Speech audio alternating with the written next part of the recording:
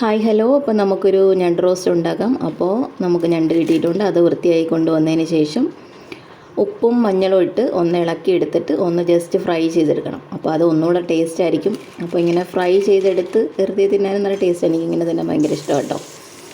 അപ്പോൾ അതിന് ശേഷം ഒരു ചട്ടി അടുപ്പിൽ വെച്ച് അത് ചൂടാകുമ്പോൾ വെളിച്ചെണ്ണ ഒഴിച്ച് കടുക് വറുത്തിട്ട് ഇഞ്ചി വെളുത്തുള്ളി പേസ്റ്റ് ഇടണം. അതൊന്ന് മൂത്ത് വരുമ്പോഴത്തേക്ക് സവാള ഇട്ട് കൊടുക്കണം.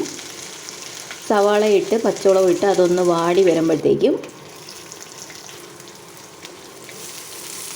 പിന്നെ തക്കാളി ഇട്ട് കൊടുക്കണം. തക്കാളി ഇട്ട് ഒന്ന് വഴറ്റിയെടുത്തതിന് ശേഷം പിന്നെ കുറച്ച് മഞ്ഞൾപ്പൊടി, അപ്പോൾ നേരത്തെ നമ്മൾ മഞ്ഞൾപ്പൊടി ഇട്ടുകൊണ്ട് മുളക് പൊടി, മല്ലിപ്പൊടി, ഉലുവാപ്പൊടി, പിന്നെ കുരുമുളക് പൊടി കുറച്ച് കൂടുതലിടണം, പിന്നെ മസാലപ്പൊടി, പിന്നെ നമ്മൾ ഉപ്പ് നേരത്തെ ഇട്ടിട്ടുണ്ട്. അപ്പോൾ ശകലം ഉപ്പും കൂടി ഇട്ടൊന്ന് ഇളക്കിയിട്ട് ഞണ്ടും കൂടെ ഇട്ട് ഒന്ന് ഇളക്കി കുറച്ച് നേരം വയ്ക്കുമ്പോഴത്തേക്കും നമ്മുടെ ഞണ്ട് കറി റെഡി.